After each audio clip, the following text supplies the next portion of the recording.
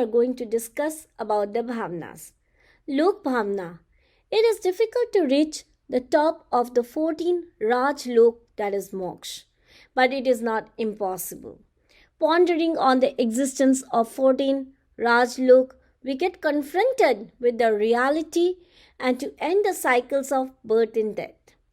Lok Bhavna, it means transitory of the universe.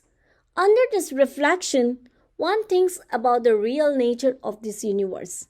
Judging from the standpoint of substance, it is eternal, but from the standpoint of modification, it is transitory. Thus, all the objects of the world come into existence and perish. This thought makes him understand the true nature of reality, which is necessary for the right knowledge. Lok Bhavna explains about the real nature of this cosmos. If one judges from the standpoint of substance, it is timeless, but if it is judged from the standpoint of modification, it is transitory. Thus, all objects of the world come into existence and perish.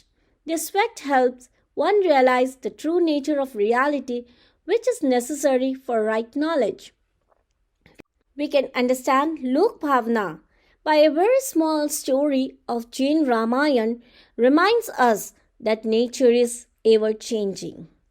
Now the next bhavna is Bodhi Durlabh Bhavna.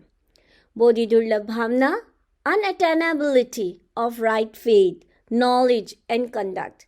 Under this reflection, one thinks that it is very difficult for the transmigrating soul to acquire right faith, right knowledge, and right conduct in this world. Therefore, one when has the opportunity to be a religious person, take the advantage of it to develop the right religious talent. This thought will strengthen one's effort to attain them and live accordingly. We can understand it with a very small story of Queen Chelena and King Shrenik. Next comes our Dharma Bhavna.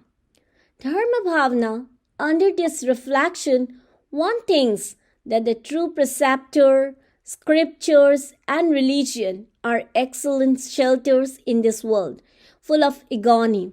All other things lead to misery and suffering.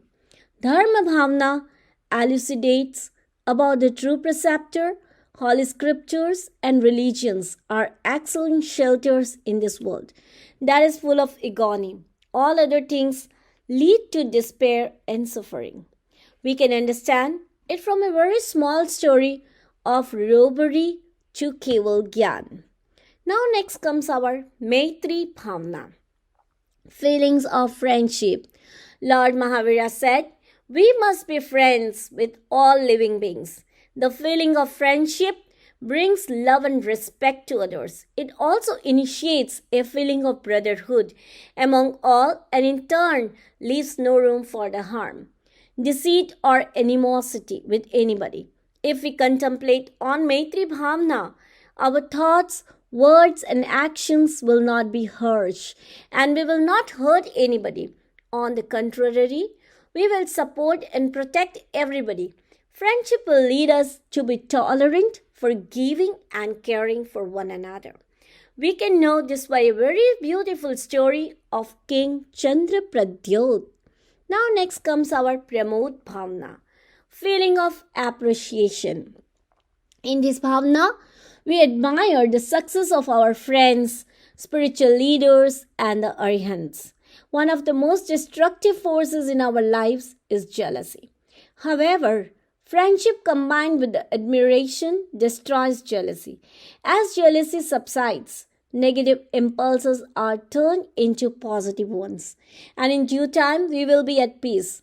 We learn to appreciate the virtues and good values of others, irrespective of their behavior towards us. So we can know Pramod Bhavna with a very beautiful illustration of a monk, Kargaduk Muni.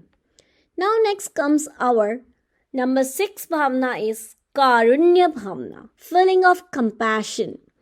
Karunya Bhavna is having sympathy towards others and attempting to alleviate their pain. This is compassion not just towards your loved ones, but for all living beings.